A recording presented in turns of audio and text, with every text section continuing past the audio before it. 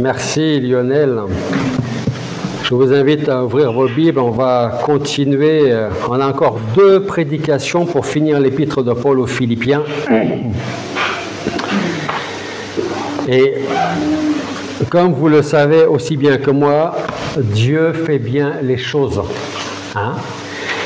Et je dis ça parce que le message qu'on va voir ce matin va nous parler de l'inquiétude. Qui n'a jamais été inquiet? Ça va. Donc je pense que ce message est pour absolument tout le monde. On va regarder le début du chapitre 4, Philippiens chapitre 4. Et nous allons lire les versets 1 à 9. Philippiens chapitre 4, versets 1 à 9. C'est pourquoi, frères bien-aimés, que je désire vivement revoir ma joie et ma couronne. Demeurez ainsi fermes dans le Seigneur, mes bien-aimés. J'exhorte Évodie et j'exhorte Syntyche à avoir une même pensée dans le Seigneur. Et toi aussi, fidèle collègue, oui, je te demande de les aider, elles qui ont combattu côte à côte avec moi pour l'Évangile, avec Clément et mes autres compagnons d'œuvre, dont le nom sont dans le livre de vie. Verset 4. Et s'il fallait retenir pour l'Église aujourd'hui, ce serait le verset 4. Réjouissez-vous toujours dans le Seigneur, je le répète, réjouissez-vous. Que votre douceur soit connue de tous les hommes, le Seigneur est proche. Ne vous inquiétez de rien, mais en toute chose, par la prière et la supplication avec des actions de grâce, faites connaître à Dieu vos demandes, et la paix de Dieu qui surpasse toute intelligence gardera vos cœurs et vos pensées en Jésus-Christ. Au reste, frères, que tout ce qui est vrai, tout ce qui est honorable, tout ce qui est juste, tout ce qui est pur, tout ce qui est aimable, tout ce qui mérite l'approbation, ce qui est vertueux, digne de louange, soit l'objet de vos pensées. Ce que vous avez appris, reçu et entendu, et ce que vous avez vu en moi, pratiquez-le, et le Dieu de paix sera avec vous. Prions. Père Céleste, nous voulons te remercier parce que, comme tu fais tellement bien les choses, cette prédication pour aujourd'hui tombe à point nommé. Et nous voulons te remercier parce que nous avons tous connu l'inquiétude. Nous sommes probablement aujourd'hui dans l'inquiétude. En tout cas, nous le serons demain. Alors Seigneur, je veux vraiment que tu nous disposes favorablement pour que nous puissions entendre et surtout retenir ce passage, cette prédication, ta parole, pour que dans les moments d'inquiétude, nous puissions regarder vers toi et non pas vers moi-même ou vers les autres, mais vers toi. Toi qui es le seul et l'unique Dieu souverain, qui connaît toutes choses de nos vies. Merci d'être avec chaque personne ici présente, d'être avec celles qui vont suivre cette prédication par la suite sur les réseaux sociaux. Merci de continuer à travailler et à œuvrer dans les cœurs. Et c'est en ton nom que nous te prions. Amen. Est-ce que quelqu'un peut me donner une définition de l'inquiétude? L'anxiété. Pardon? L'anxiété. L'anxiété. D'accord, un synonyme, hein? Ok. Qu'est-ce qu'on pourrait dire d'autre? Qu'est-ce que vous pourriez me dire d'autre sur l'inquiétude? Pas faire confiance en Dieu. Pas faire confiance en Dieu. Se faire du mauvais sang. Se faire du mauvais sang. C'est une très grande souffrance. Une très grande souffrance. Alors, c'est intéressant parce que je veux reprendre le verset. Voilà. Le verset 6. Alors, je ne vais pas m'attarder ce matin sur le verset 6, je vais m'attarder sur tous les versets. Mais pendant que je lisais, j'ai une question qui m'est venue de la part, certainement du Saint-Esprit. Verset 6. Ne vous inquiétez de rien. C'est facile à faire, hein? C'est réconfortant. Est-ce qu'on croit que la parole de Dieu est vraie? Et vous avez raison, nous avons raison. Et le verset 6, Paul dit, ne vous inquiétez de rien. Alors, presque envie de dire, attends, t'es gentil Paul, mais tu ne vis pas ma vie. Hein? Parce que Paul, il ne dit pas, essayez de ne pas trop vous inquiéter. Faites en sorte que, bon, vous puissiez mettre de côté l'inquiétude. Non, il dit, ne vous inquiétez de rien. Il ne dit pas, ne vous inquiétez pas, il dit de rien. Ça englobe tout, le de rien. Donc, à travers le passage qu'on vient de lire, nous allons parler d'un thème qui a touché tout le monde ici, qui, très probablement, j'en suis sûr, touche aujourd'hui, ou en tout cas qui va nous toucher demain, ou après-demain, ou dans un futur peut-être un peu plus éloigné, mais on va tous passer par ce moment d'inquiétude. Alors j'ai cherché dans la définition de l'inquiétude, et voilà la définition. L'inquiétude est un état d'agitation intérieure provoqué par la crainte, le doute ou l'incertitude face à une situation présente ou future. C'est une préoccupation persistante qui empêche la paix du cœur et de l'esprit. Le Larousse, il n'est pas chrétien, hein? Mais la dernière phrase dit, c'est une préoccupation persistante qui empêche la paix du cœur et de l'esprit. Presque on pourrait mettre ça dans la Bible, hein? Ou on se demande si le Larousse a pas été chercher ça dans la Bible pour en faire sa définition. Ça va plutôt dans ce sens-là. Donc, je ne crois pas me tromper en disant que chacun de nous, d'une manière ou d'une autre, a déjà connu l'inquiétude, tout comme je peux dire que l'inquiétude nous touchera encore malheureusement demain. Nous savons tous ce que c'est être rongé par les soucis, tiraillé d'un côté ou d'un autre, sans savoir où donner de la tête. Parce que parfois, quand on a de l'inquiétude, eh bien, on ne va pas d'abord la solution, c'est-à-dire d'où est-ce qu'elle peut venir là-haut, on va essayer de trouver la solution. Je vais essayer de trouver la solution. Et comme je n'arrive pas à en trouver, eh ben, je vais partir à droite, à gauche, et je vais essayer de trouver une solution à l'inquiétude que j'ai et que personne ne peut rien faire pour moi en fait. Il y a ces moments où l'inquiétude, ben, non je ne vais pas vous le dire, c'est vous qui allez me le dire. Qu'est-ce que l'inquiétude nous fait ?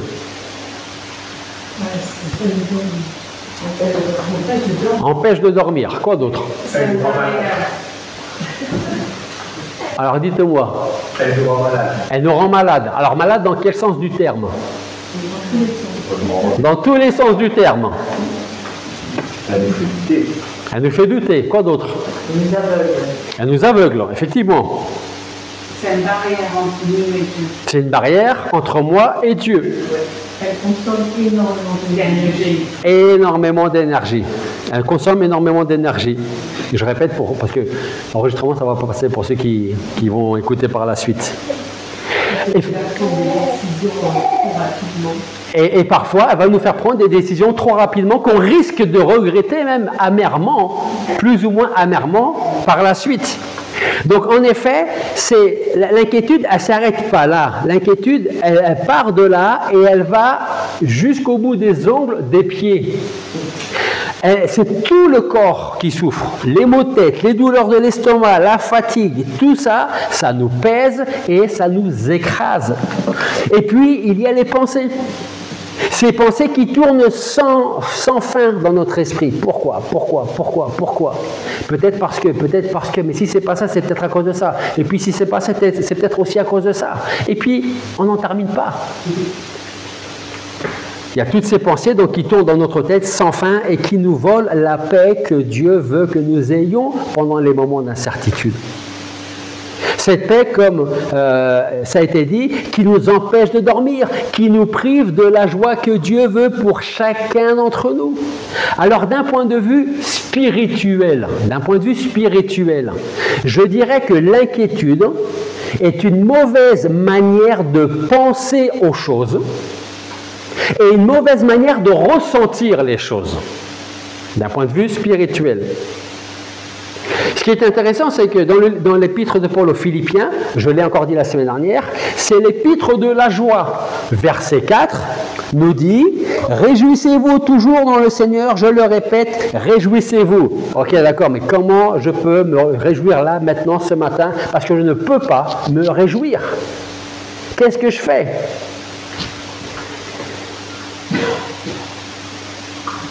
L'épître de Paul aux Philippiens est l'épître de la joie. Et en même temps, dans ce dernier chapitre, Paul nous parle de l'inquiétude, cette inquiétude qui est le voleur ou la voleuse de la joie que Dieu veut pour moi et pour chacun d'entre nous. Alors vous savez ce qui serait parfait, mais qui ne sera jamais réalisé, ni réalisable, c'est que dès maintenant ou dès demain, je me dise, ok d'accord, à partir d'aujourd'hui, je ne m'inquiète plus de rien et tout ira mieux. Parce que croyez-moi que si on pouvait le faire, moi le premier, je le ferais, hein. Pas vous, hein? Ça c'est les bonnes intentions. Mais après, il y a est-ce que je peux le faire? Si je regardais toujours vers le Seigneur, je pourrais peut-être y arriver. Le problème de l'inquiétude, c'est que parfois, nos yeux sont vers le Seigneur, l'inquiétude arrive et nos yeux, vous savez ce qu'ils font? Hop, ils reviennent chez nous là.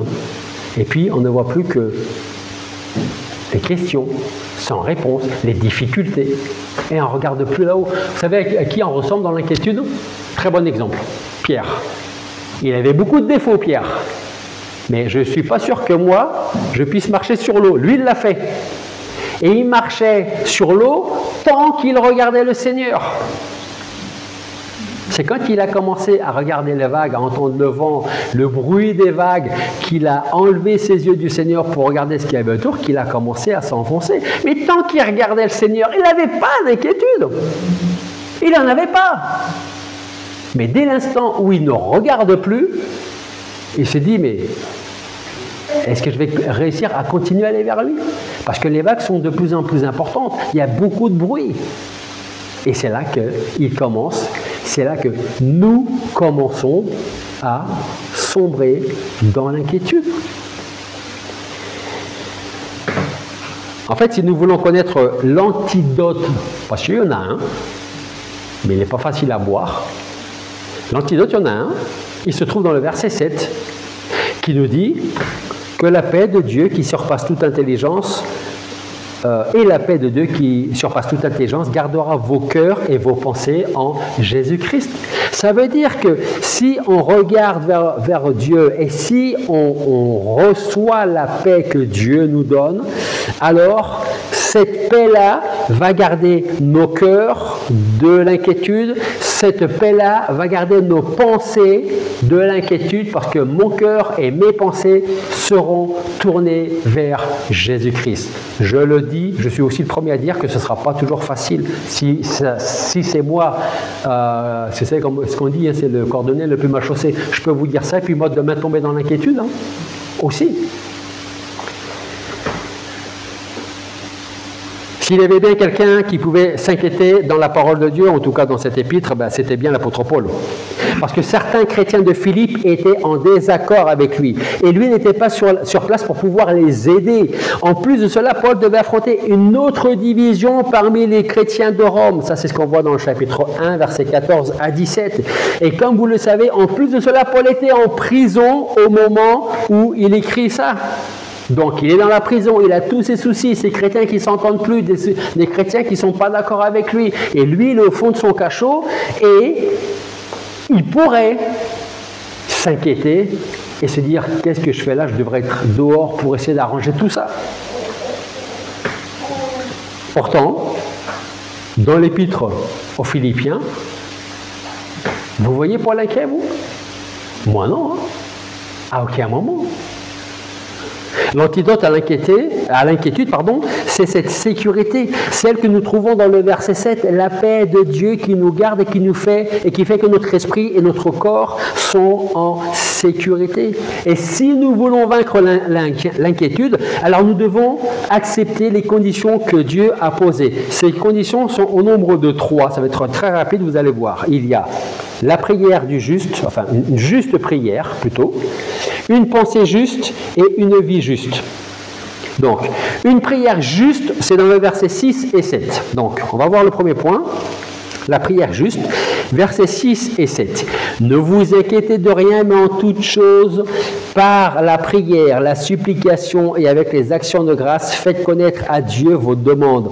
Et la paix de Dieu qui surpasse toute intelligence gardera vos cœurs et vos pensées en Jésus-Christ. Donc, dans ces deux versets-là, Paul va utiliser au moins 3 termes pour désigner ce qu'est une prière juste.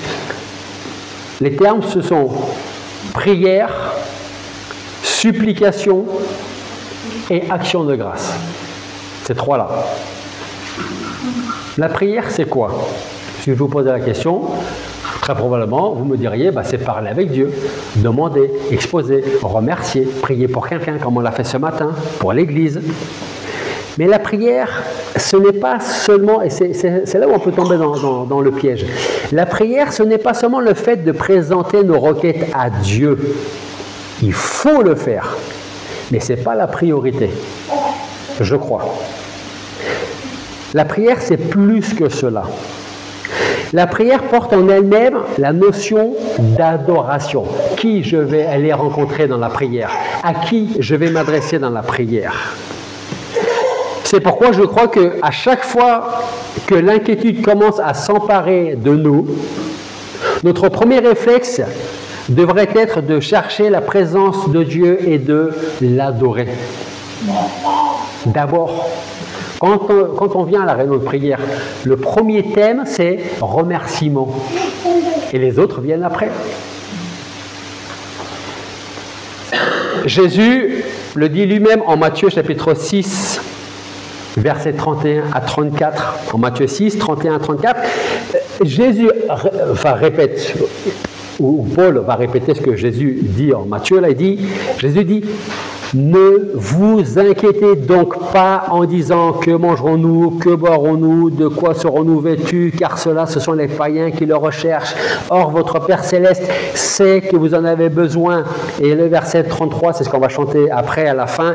Cherchez premièrement son royaume et sa justice, et tout cela, tout le reste, vous sera donné par-dessus. Ne vous inquiétez donc pas du lendemain, parce que le lendemain s'inquiétera de lui-même. À chaque jour suffit sa peine. C'est tellement facile dans la théorie. Si nous recherchons premièrement le royaume de Dieu et sa justice, alors nous allons réaliser que Dieu est assez puissant pour nous secourir, pour porter nos fardeaux, pour résoudre nos difficultés, nos circonstances défavorables. En vous disant cela, je pense aussi bien que bien souvent nous venons à Dieu pour déverser nos soucis et lui parler de nos problèmes. Ce qui, fondamentalement, n'est pas une mauvaise chose, c'est une bonne chose.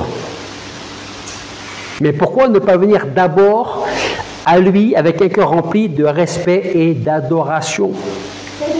Voilà pourquoi nous devons nous souvenir de ceci. Le premier pas lorsque nous nous approchons de Dieu ne devrait pas être ma demande, mais mon adoration.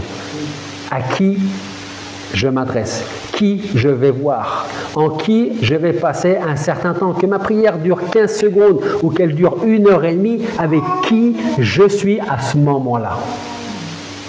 Pas avec un pote, pas avec un frère ou une sœur dans l'église, pas avec ma femme, avec mon mari, avec mes enfants, avec le Dieu souverain.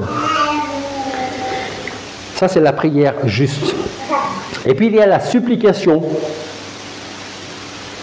S'il est bien une prière que Dieu n'écoutera pas, est-ce que Dieu écoute toutes les prières? Je viens de vous donner la réponse, remarquez, mais... Bon, la réponse est non. On va me dire, tu es sûr que Dieu n'écoute pas toutes les prières? Ah, ben ça, j'en suis sûr et certain, oui. Ça, je suis sûr et certain. Et je vais vous donner un exemple. N'oublions pas, une des prières que Dieu n'écoutera pas, c'est la prière de l'hypocrite. La prière superficielle. N'oublions pas que ce n'est pas à force de paroles plusieurs fois répétées que Dieu va finir par nous exaucer.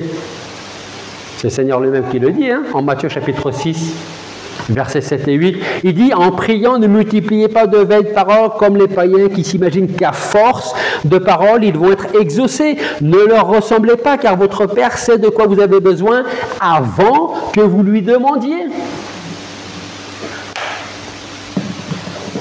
Encore une chose concernant la supplication, gardons bien à l'esprit ce qu'elle est réellement, la supplication.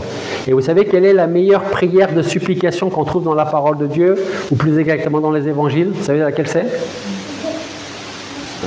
Le romain. Non. Non. Ni le romain, je répète, ni notre Père. Une prière de supplication, comme on ne pourra jamais en faire nous, dans le jardin de Gethsémani. Vous avez déjà transpiré des grumeaux de sang, vous? Moi, jamais. Hein? Ça, c'est une prière de supplication. À quoi? Elles peuvent paraître bien pâles, nos prières à côté. Hein? Et heureusement que Dieu répond aussi à des prières bien pâles. Hein? Parce que sinon, on serait bien malheureux. Hein? Puis, il s'écarta d'eux d'environ un jet de pierre, se mit à genoux et pria en disant: Père, si tu le veux, éloigne de moi cette coupe. Toutefois, que ce ne soit pas ma volonté, mais la tienne qui soit faite. Alors un ange lui apparut du ciel pour le fortifier. En proie à l'angoisse, il priait plus instamment, et sa sueur devint comme des grumeaux de sang qui tombaient à terre. La supplication dans nos prières, nous l'avons ici avec l'exemple du Seigneur dans le jardin. C'est une prière qui sort des profondeurs de l'âme de Jésus-Christ. Est-ce que nos prières de supplication sortent du fond de notre âme ou de fond de là-dedans? La supplication, c'est aussi une affaire spirituelle. On a un autre exemple en Colossiens chapitre 4, verset 12, où Paul dit: Épaphras, votre compatriote vous salue, serviteur de Jésus-Christ. Et il dit, en parlant de Épaphras, Paul dit: il ne cesse de combattre pour vous dans ses prières, afin que, parfait et pleinement convaincu de la volonté de Dieu, vous teniez ferme. Est-ce que, selon les prières, nous combattons dans nos prières? Quand on remercie le Seigneur pour la nourriture, comme le repas qu'on va prendre tout à l'heure ensemble, il n'y a pas cette idée de combat. C'est un remerciement pour ce que le Seigneur nous donne à manger aujourd'hui. Hein? Mais est-ce que dans nos prières qui mériteraient un véritable combat, est-ce qu'on mène ce combat-là? Alors on peut se dire, mais ça veut dire quoi? Je ne comprends pas. Comme quoi, comment on peut voir je combats ou pas? Eh bien, je persiste dans ma prière. Je continue à prier jusqu'à ce que Dieu réponde oui ou non, ou peut-être, enfin pas peut-être, attends un peu plus tard. Je veux combattre jusqu'à ce que Dieu m'ait donné une réponse. Qui aime qu'on lui dise merci parce que vous avez rendu un service à quelqu'un d'autre? C'est pas désagréable. Ok? Il y a des gens qui font comme ça. Ok? Mais c'est vrai qu'on aime quand on nous dit merci parce qu'on a rendu service à quelqu'un. Alors imaginez combien Dieu doit prendre plaisir à la reconnaissance de ses enfants, ces mêmes enfants qui lui disent merci pour ce que j'ai, merci pour ce que je n'ai pas, merci pour les moments que tu me fais passer, même s'ils ne sont pas terribles, humainement parlant.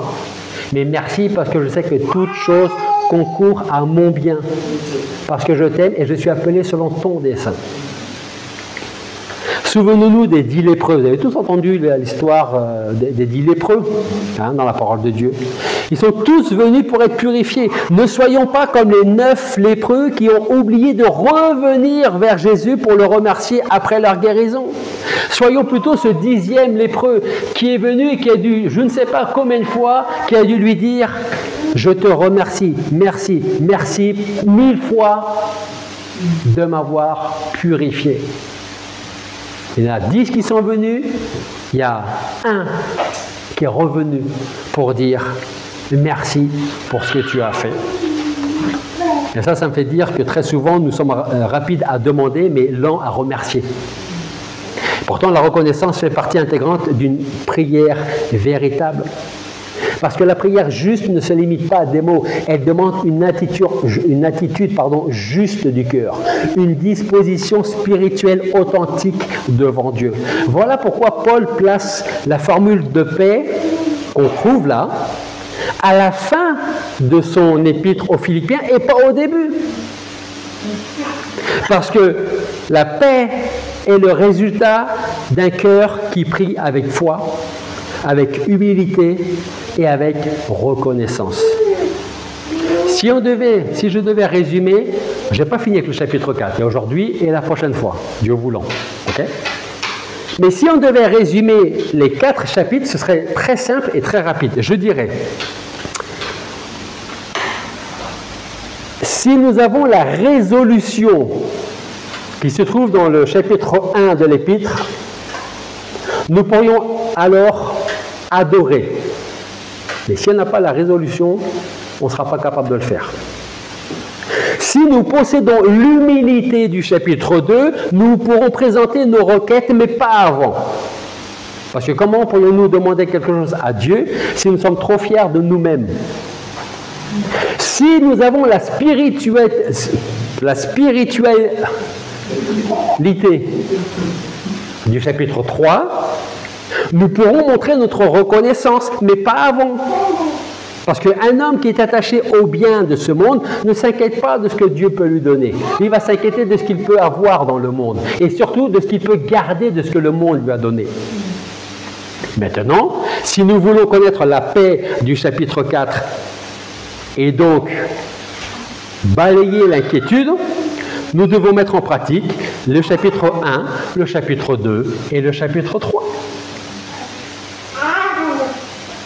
Mettons aussi en pratique les paroles de Paul qui nous encouragent à prier pour toutes choses sans exception.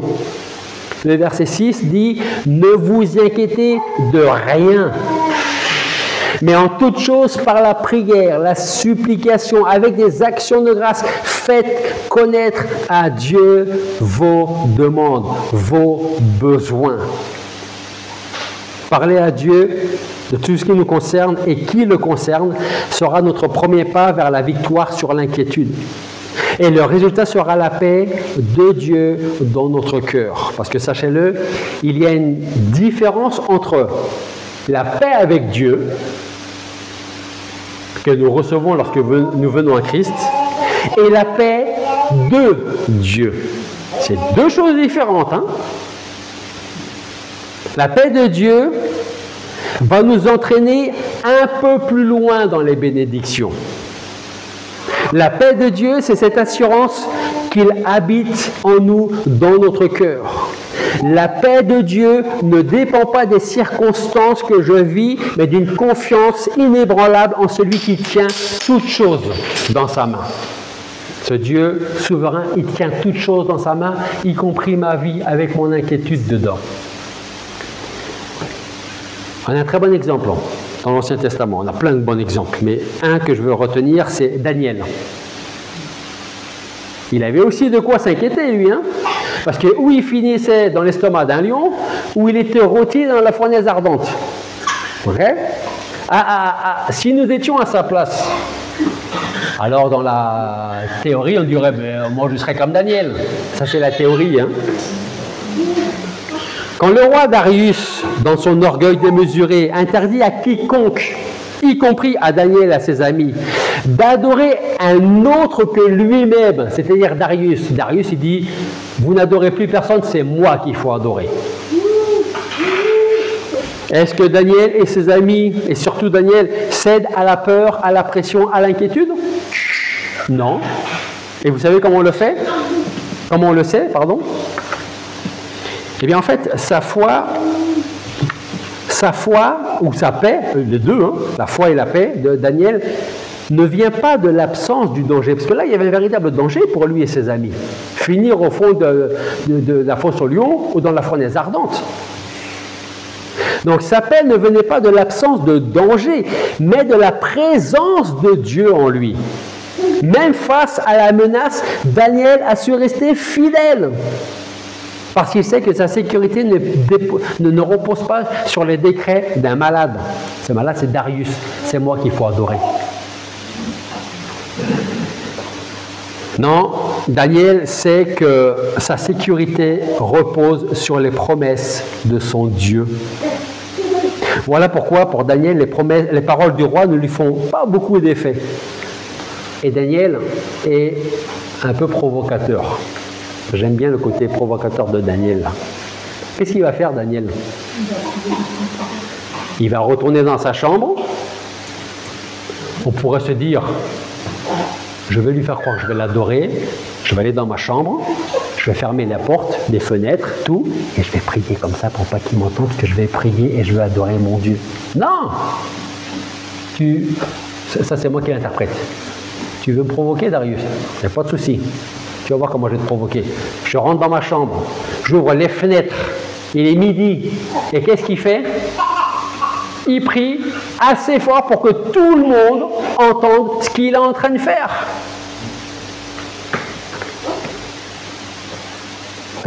Daniel priait et louait Dieu, et on retrouve ici la prière juste. Prière, supplication et action de grâce. Et le résultat fut une paix parfaite au milieu de l'épreuve. Ça ne l'a pas empêché de finir dans la fosse aux lions. Mais je pense qu'il a dû discuter avec les lions, où les lions, à ce moment-là, n'avaient pas très faim. Pourquoi? Parce que Jésus-Christ était avec Daniel et avec ses amis au fond de la fosse aux lions, et aucun lion ne pouvait s'approcher de ces jeunes-là. Et je dis bien ces jeunes-là. Et quand on est jeune, on peut se dire on n'a pas beaucoup de foi. On a plus de foi quand on est bien plus âgé. Hein? Donc quoi, c'est pas toujours vrai. Hein? Et j'imagine très bien Daniel et ses amis se promener dans la fosse aux lions, peut-être même, allez, comme des gros chats. Comme des gros chats. Vous imaginez les lions à côté en train de ronronner. Et presque on peut provoquer, enfin, je me fais un film, excusez-moi, mais ça me fait du bien en ce moment. Je suis Daniel. Darius!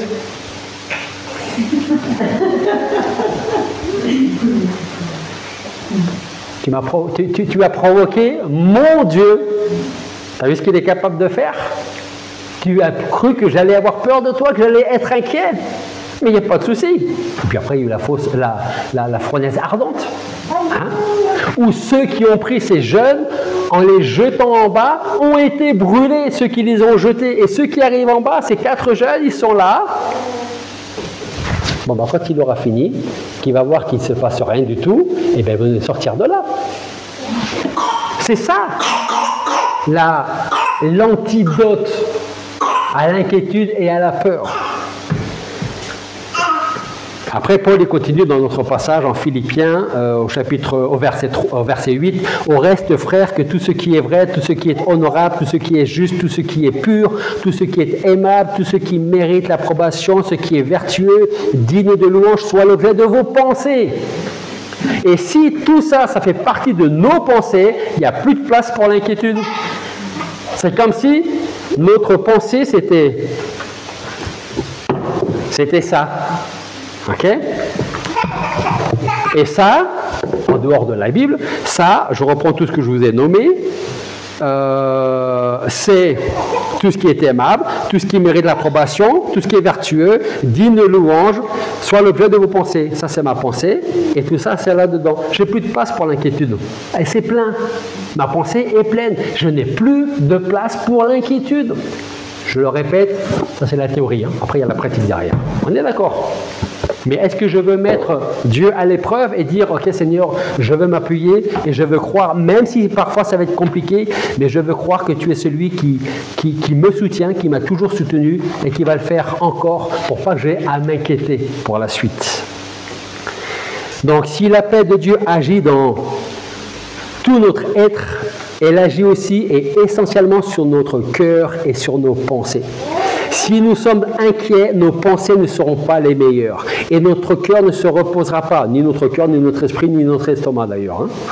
La paix que Dieu donne, nous la recevons seulement si nous nous confions totalement en lui. C'est pour ça qu'il nous dit en Ésaïe 26, 3, il dit « Tu gardes au cœur ferme une paix assurée parce qu'il se confie en toi. » Et si on se confie pleinement au-delà de ce qu'on est en train de vivre en ce moment, eh bien, Dieu va garder notre cœur ferme. Si nos pensées ne peuvent pas être vues, ni pesées, ni mesurées, nous ne devons pas oublier qu'elles sont bien réelles. Voilà pourquoi Paul nous dit en 2 Corinthiens 10, 5, Paul dit d'amener toute pensée captive à l'obéissance de Christ. Parce que lorsque nous semons, du verbe semer, lorsque nous semons une pensée, on va récolter une action. Lorsque nous semons une action, nous allons récolter une habitude. Et lorsque nous semons une habitude, nous allons récolter un caractère. Bon ou pas bon. Voilà pourquoi Paul nous donne cette liste détaillée des choses qui devraient occuper nos pensées. Tout ce qui est véritable. Et ça, c'est très important. Mais alors, très important. La Bible a dit, après je te laisse la parole. La Bible dit, Paul dit, tout ce qui est véritable. Et je veux insister quelques secondes sur le mot véritable. Pourquoi? J'ai fait mes petites recherches. Et une étude sur l'inquiétude, faite par des chercheurs, une étude faite sur l'inquiétude a été menée, donc sur les causes de l'inquiétude. Et est-ce que vous savez ce que révèle cette étude? Elle révèle que seulement 8% de ces causes qui nous mènent à l'inquiétude sont réelles.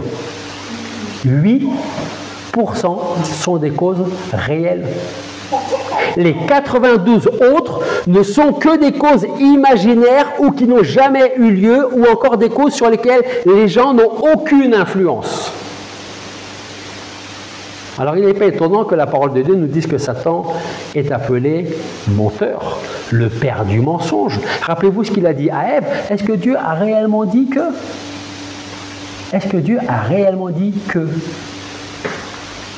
Et puis Paul continue en disant qu'il faut qu'il soit là et là, c'est toutes ces choses qui doivent être honnêtes et justes. Il faut être honnête avec nous-mêmes, juste et avec nous-mêmes, si on veut l'être avec Dieu. Toutes celles qui sont pures, aimables, de bonne réputation, tout ce qui est vertueux et digne de louange, autrement dit, une vie juste. Pour tout cela, nous devons lire, méditer et mettre en pratique la parole de Dieu.